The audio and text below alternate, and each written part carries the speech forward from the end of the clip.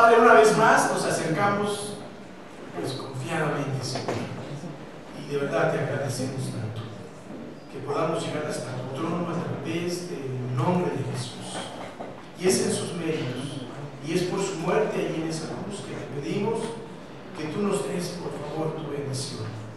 Mira, Señor, esta tarde queremos escuchar tu palabra de Dios. Quita todo aquello que no sea la bendición y que solo tu bendita palabra, Señor, pueda quedar en el corazón de cada uno de mis hermanos. Por favor, Señor, te lo ruego en el nombre de Jesús. Amén. Pueden tomar su lugar, mis hermanos. ¿Usted sabe sobre qué voy a predicar? ¿Alguien?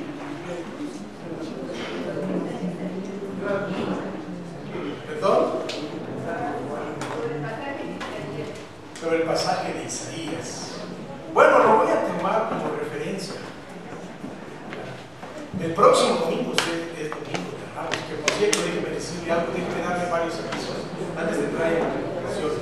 Primero, ¿verdad? Sí, el próximo domingo, 2 de abril, inicia la Semana Santa.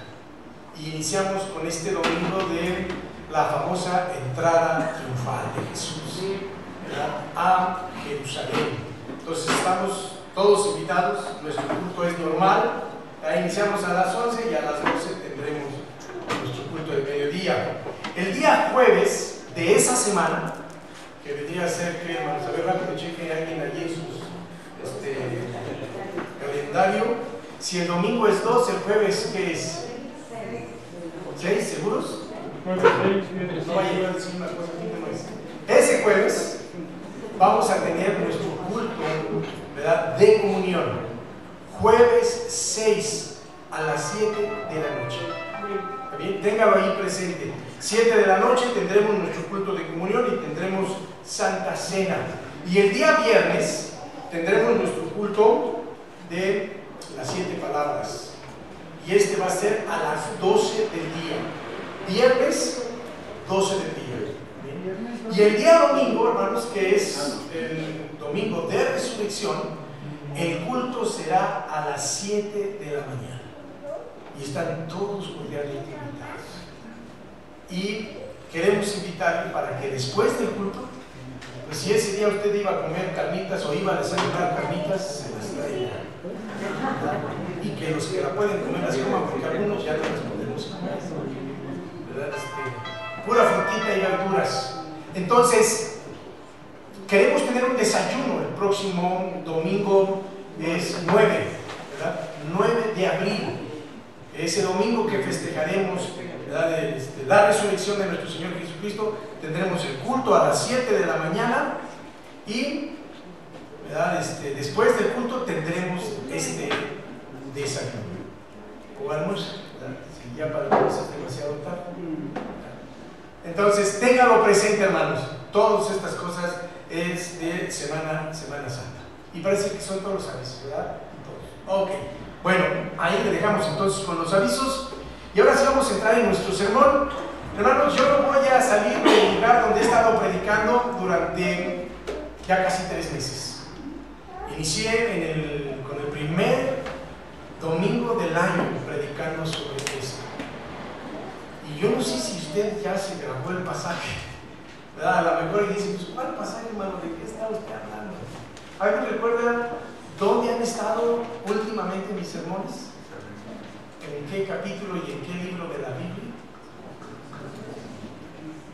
Esos han sido en el tiempo de las 11. Se me hace que soy un mal predicador, hermano. No les ha quedado. Hebreos. Sí, hermanos. ¿Verdad? Iniciamos con un sermón que se tituló Con paso firme.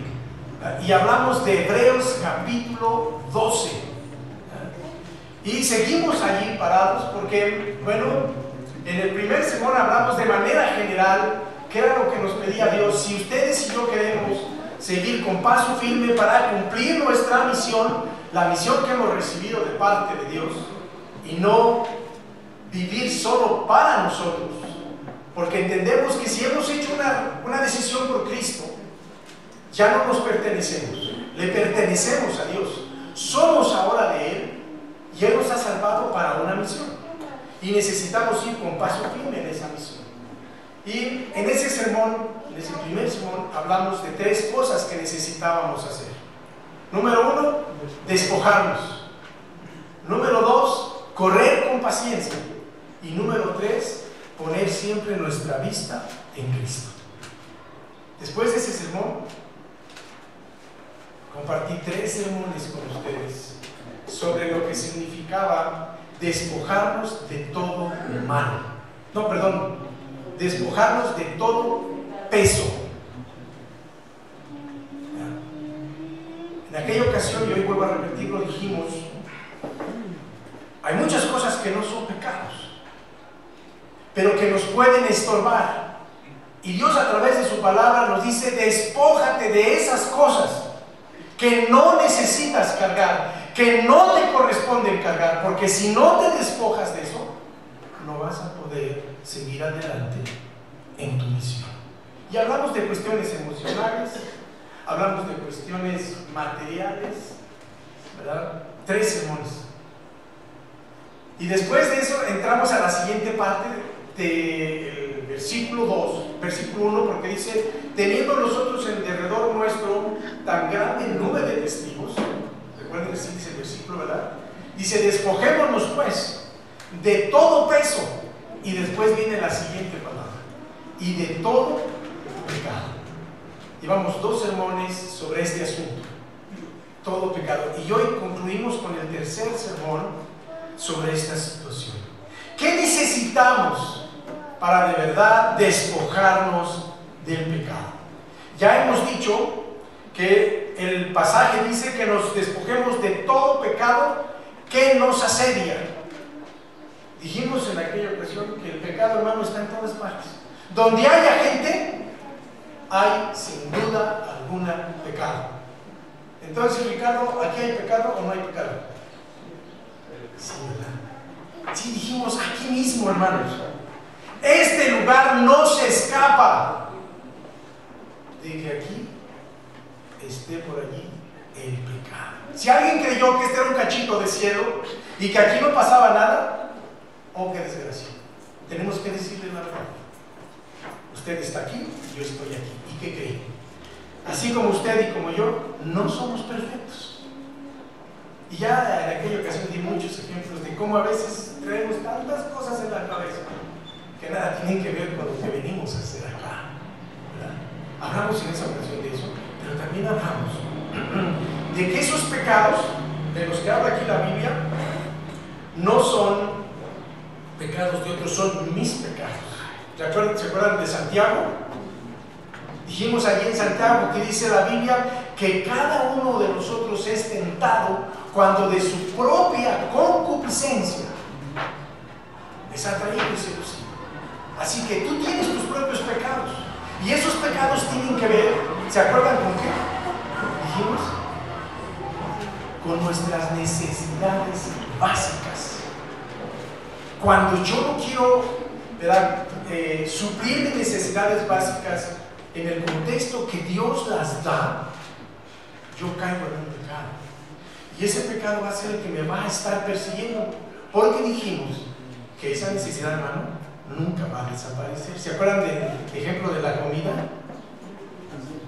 Que dijimos, aunque usted se coma una muy buena cena, la de la noche, al día siguiente eso no va a asegurarle que usted no va a tener hambre.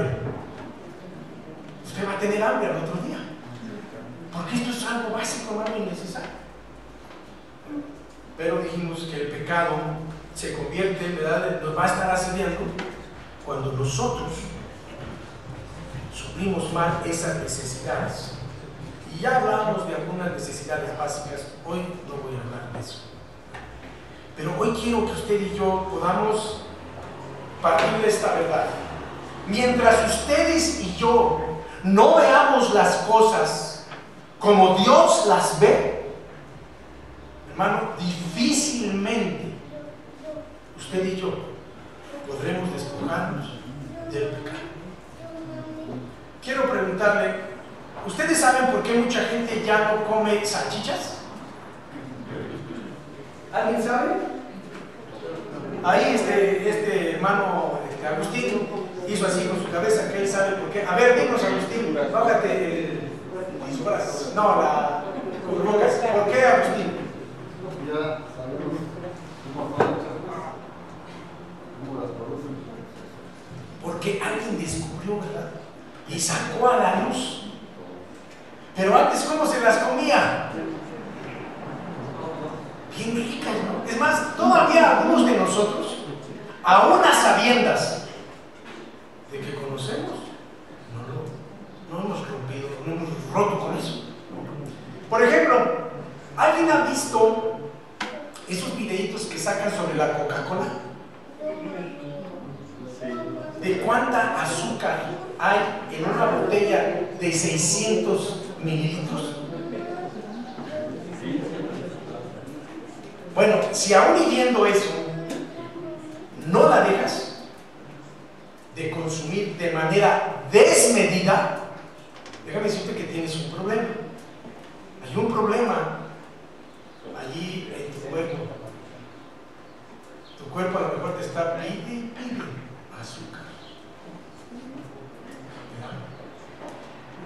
Hemos dicho, si yo no veo las cosas como Dios las ve, nunca voy a despojarme del pecado. Esta cuestión de las salchichas para algunos ha sido determinante y han dicho, de aquí para allá, si yo las hago entonces sí, pero jamás, bueno, ¿cómo se llaman estas iba a decir una marca, pero yo creo que el Señor me dijo, no digas marca, se me olvidó, ¿verdad? Pero hermano, no importa de qué marca compres, ¿sabes? Dicen que todas están hechas igual. Y aunque sean ricas, no me puedo acordar de nombre. Pero bueno, el asunto es que quien descubre eso y tiene fuerza de voluntad dice, jamás vuelvo yo a comer de esto. ¿Sabes que lo mismo tiene que pasar en nuestras vidas en relación con el pecado? ¿Tú sabes cómo ve Dios el pecado, hermanos? ¿Te has detenido alguna vez a considerar cómo lo concibe Dios? ¿Cómo lo ve Dios? Hoy quiero compartirte solo algunos versículos, no van a ser muchos, pero quiero compartirte algunos versículos que nos muestran cómo es que Dios ve el pecado y cómo Él espera que tú lo puedas ver, porque mientras no lo veas así como es, difícilmente, hermano, te vas a querer despojar de Él. Porque ¿qué crees? El mundo en el que vivimos, la sociedad en la que estamos y Satanás se están encargando de que cada vez más la gente, la sociedad, el ser humano vea al pecado siempre atractivo. Si Satanás te presentara el pecado tal y como es, horrendo como es, muchos no lo aceptarían. Pero Satanás nunca presenta el pecado así, hermanos. ¿Cómo se lo presentó a Eva,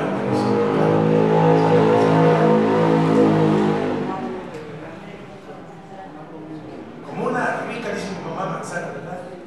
Bueno, como una fruta muy rica, ¿verdad?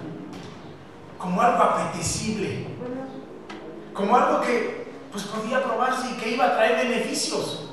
Nunca le dijo la verdad. Nunca le dijo, el día que tú comas de esto, ¿qué crees? Ese día, así mira, Dios te va a sacar de aquí y ya no vas a tener ninguna de las bendiciones que Él prometió darte. Eso no le dijo. Nada más le presentó la cosa bonita, ¿no? La torre le van a decir a los muchachos. ¿Qué es lo que piensa la gente cuando está adulterando, hermanos? Cuando anda con otra persona que no es su esposo o su esposa. ¿Ustedes creen que ven lo feo del asunto? No.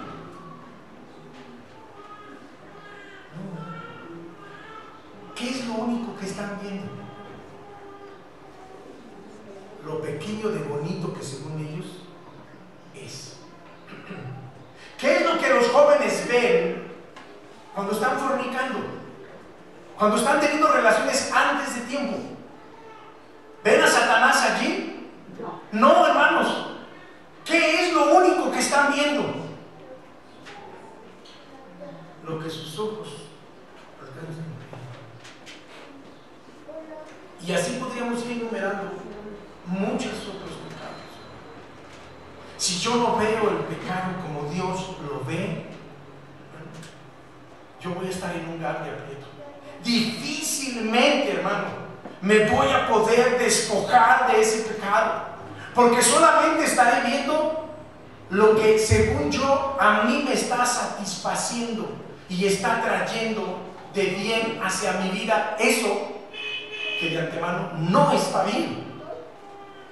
Entonces se hace necesario, hermano, que usted y yo veamos el pecado como Dios lo ve. Leímos en Isaías, pero no quiero que vayamos al pasaje que leímos. Ese es uno de ellos. Busque Isaías 1:6, por favor, y vea lo que dice aquí la palabra de Dios.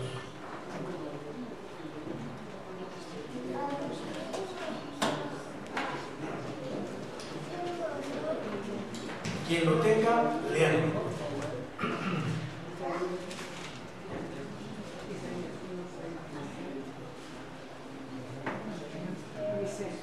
Desde la planta del pie hasta la cabeza no hay en él cosa sana, sino herida, hinchazón y podrida llaga.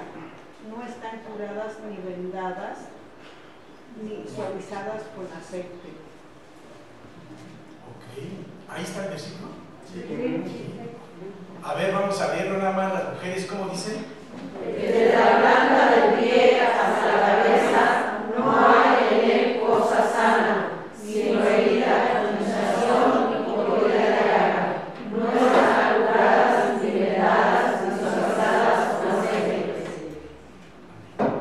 Si usted lee todo el capítulo 1 desde el verso 1 y llega a este versículo, se dará cuenta que en este capítulo Dios está hablando de la condición del hombre. Y se dará cuenta que en este pasaje lo que Dios está diciéndonos es cómo ve Él el pecado en la vida del hombre. ¿Y cómo es que dice allí que lo está describiendo? ¿Cómo describe el pecado en el hombre?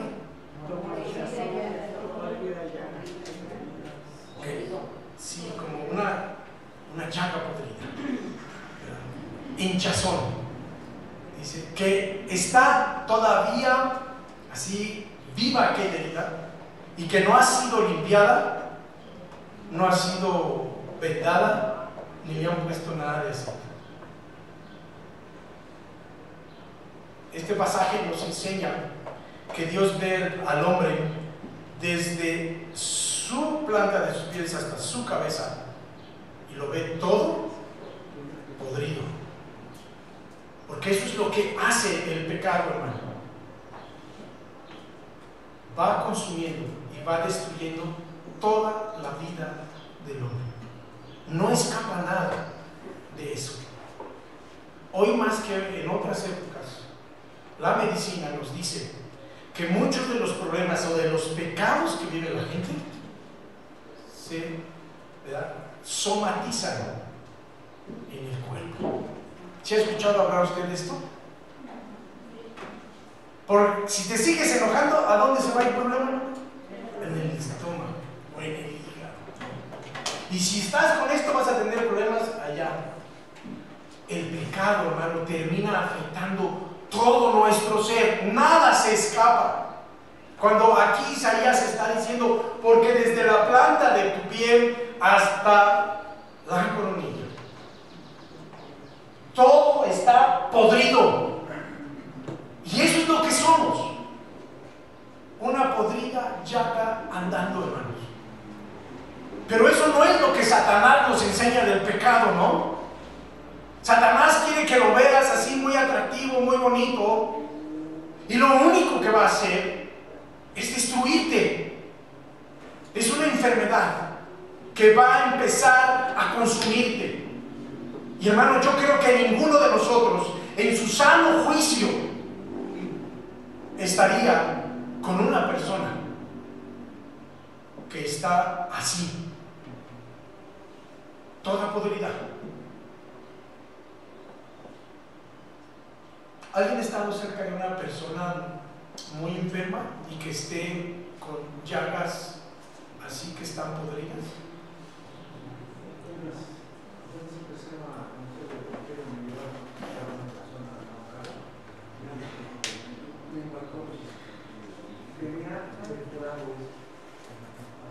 Para los que no escuchan, hasta ya dice papá que llevaban a visitar a una persona que tenía perforado aquí. A la vista era horrible. Imagínense el olor. Yo a ustedes les he platicado de lo que yo viví en Oaxaca. Un día una mujer me dijo: necesitamos que nos ayude a cuidar a mi hija. Y una noche llegué, hermanos, y cuando me dijeron: estaba yo en ese cuarto, y cuando yo entré, así literal, parecía que había un perro muerto allá adentro, de la peste, no de la persona, sino del olor tan horrible que había. Y me dijo la señora: pues pásale. Y ya me busqué con ella. Mi primer pensamiento y mi primera oración delante de Dios fue: Señor, ayúdame a no vomitar. Me voy a hincar allí donde ella está, porque ella estaba a ras de suelo, hermanos. Ahí la tenía. Tenía una enfermedad tremenda. A ella tenía como granos en todo el cuerpo, se le levantaban como un volcán y de repente aquello hacía erupción, se rompía y empezaba a suturar, se llama pus y sangre, y aquel olor era horrible. Bueno, no podías aguantar estar viendo aquello y estar con aquel olor. Así es el pecado. ¿Tú te acostarías con una persona así? ¿Tú besarías a una persona así? Pues cada vez que te metes en lo que Dios dice que no hagas, es lo que estás haciendo. Pero Satanás te ha tapado tu nariz y te ha puesto otra cosita en tus ojos que no te están dejando ver el pecado como Dios lo ve. Y si tú no lo ves así, ¿sabes qué? Nunca lo vas a dejar. Y vas a dar muchas excusas, como muchas mujeres que andan con hombres que no son sus maridos, pero que te salen con la magnífica excusa y te dicen: es que su esposo, su esposa lo trata mal, no le da de comer. Y yo soy la Madre Teresa. Yo sí lo trato bien, yo sí le doy su comidita y todo. Satanás te está engañando. Necesitamos ver el pecado como Dios lo ve. Si no lo vemos así, nunca, hermano, te vas a poder zafar de él. No te vas a poder despojar de él. Necesitas verlo con mucha seriedad como Dios lo ve. Y escogí o pensé en este pasaje porque no es tan fácil, hermano, estar delante de una persona así. La mayoría de nuestras mujeres son cuidadosas en sus hogares y quieren que todo huela bien. Y no sé por qué, si trabajan tanto en sus casas, no pueden ver su vida espiritual, que apesta delante de Dios. Porque eso es lo que es, hermano. Pero no lo vemos. Ya perdimos todo ese olfato espiritual y no nos damos cuenta de cómo estamos a veces. En Isaías 59:2, quiero que también lo busque, se habla de otra manera de cómo es que Dios ve al pecado. Si alguien lo encuentra, si ahí lo pusieron ya, ahí está ya. ¿Cómo dice Gaby? Pero las iniquidades han hecho división entre vosotros y vuestro Dios, y vuestros pecados han hecho ocultar de vosotros su rostro para no oír. ¿Qué es lo que hace el pecado? Nos aparta de Dios. Saben, hermanos, una de las grandes verdades que la Biblia nos enseña es que Dios nos hizo para tener relación. Y la primera relación que nos dignifica, la primera relación que nos hace vivir de manera plena, es la relación con Dios. Pero Satanás se ha encargado de romper eso, porque eso es lo que hace el pecado. Rompe nuestra relación con Dios. Y entonces la gente busca cómo ser dignos y cómo ganar esa dignidad delante de otros. Y no les importa a veces hacer cosas que nada tienen que ver con la moralidad, porque están tan separados de Dios que no viven eso, no viven esa plenitud, y entonces la buscan en otros lados. No sé si me estoy explicando. Es lo único que nos puede separar de Dios. Y yo te pregunto, ¿tú crees que a Dios eso lo hace sentir bien? ¿Tú crees que Dios está tranquilo? ¿Tú crees que Dios está en paz? Porque no puede tener relación contigo. Bueno, creo que la respuesta es obvia, ¿verdad? Es una pregunta de esas, como dicen, retóricas. No se contesta sola. Sí, hermano, Dios no está justo, hermano.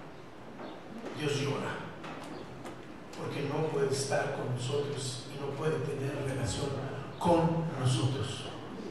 ¿Saben? En este tiempo de pandemia, muchas familias vivieron una experiencia muy fuerte. Hoy no está aquí con nosotros nuestra hermana Ríos, pero me hubiera gustado tenerla aquí y preguntarle a ella: hermana, ¿qué experimentó usted? Porque su esposo no tenía ningún problema con el COVID, su esposo tenía otro problema.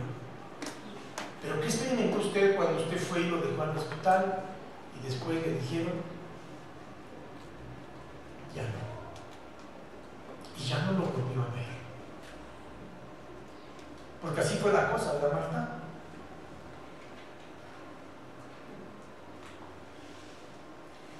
¿No les parece muy fuerte, hermanos, que de repente te arrebaten a alguien a quien amas, con quien has convivido por muchos años, y que simplemente te digan ya murió, y que no lo puedas ni volver a ver su cuerpo? Si a nosotros nos duele, ¿qué creen que esté sintiendo Dios, hermano? ¿Qué creen que esté experimentando Él cuando ve nuestras vidas? Y se nos haga tan fácil, hermanos, hacer tantas cosas que sabemos que a Él no le agrada. Si ustedes y yo no vemos el pecado como Dios lo ve, no vamos a poder despojarnos de Él. Necesitamos verlo como Él lo ve. Pues solo al ver el pecado a la luz de la palabra de Dios,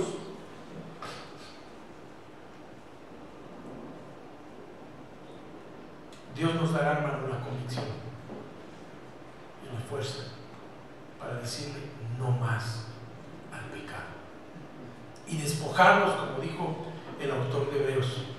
Despojémonos de todo peso y de todo pecado que nos asedia. Necesitamos ver las cosas como Dios las ve. Y usted y yo conocemos qué fue lo que mató a Jesús, ¿no? Alguna vez leí a un escritor que empezó a desarrollar quiénes habían matado a Jesús, y empezó a hacer una gran lista, y empezó hablando de los judíos religiosos de su tiempo. Y este hombre decía: ellos fueron los que mataron a Jesús, y estas eran las razones. Y empezó a escribir, ¿no?, la popularidad de Jesús, como la gente seguía mucho ahora a Jesús, ya no estaban yendo al templo donde sabían que Jesús iba, ahí llegaba la gente, llenaba aquel lugar, ¿verdad? Y estaban allí Y estas eran algunas de las razones por las que los líderes religiosos querían matarla. Pero después dice el autor, no fueron solamente ellos, fue el Imperio Romano. Porque a ellos no les convendría que se levantara un nuevo señor, alguien que el pueblo siguiera y a él le rindiera ahora.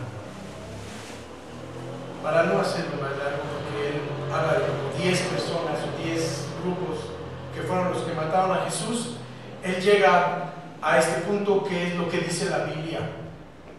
¿Quién mató a Jesús? ¿Lo matamos tú o lo maté yo? Eso es lo que dice la Biblia. Lo que llevó a Jesús a la cruz fue tu pecado, fue mi pecado. A mí me tocaba morir, a ti te tocaba morir, hermano, por tu pecado. Pero Jesús decidió hacerlo por nosotros. ¿Cómo es que a veces, hermano, es más, creo que ahora le está diciendo esto, a lo mejor a muchos no nos estoy quedando muy claro, pero esa es la verdad que la Biblia menciona y tenemos que verlo así. Cuando Dios ve al pecado, Él ve que fue lo único que le hizo, ¿verdad?, que su Hijo sufriera en esa cruz y que sufriera todo lo que tuvo que pasar ese día por nosotros. Ninguno de nosotros en su sano juicio, hermano, estaría gozándose porque a su niño pequeño le estuvieran golpeando. No, o a un hijo grande. Nadie, yo creo que muchos de nosotros, aún y cuando supiéramos que no pudiésemos hacerla, nos meteríamos a tratar de defender al hijo. Pero Dios no lo hizo. Usted recuerda las palabras de Jesús desde la cruz. La tercera o la cuarta, fue la cuarta, ¿no? Elí, Elí, lama sabactani. Dios mío, ¿por qué?